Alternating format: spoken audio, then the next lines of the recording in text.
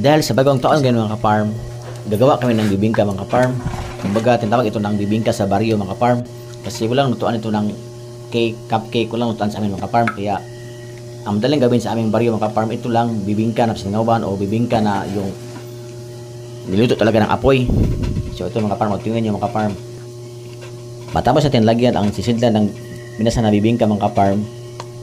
Ayan mga ka-farm, ganyan yan. Mapupuno yan lahat mga ka-farm.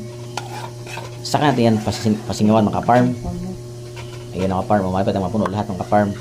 So ito na mga ka-farm, atin ang pasingawan. Ayan mga ka-farm. Ayun, wow. Tingnan mga ka-farm, singaw na singaw talaga mga ka-farm. Tingnan po lang mga ka-farm, masarap na. So ayun, so ito na yung kompleto na product mga ka-farm. Ito na yung luto na product mga ka-farm. So tingnan mo lang mga ka-farm, talagang masarap na. At saka malaki pa yung kanyang bitak mga ka-farm. Kung sa Bisaya pa yan mga ka-farm,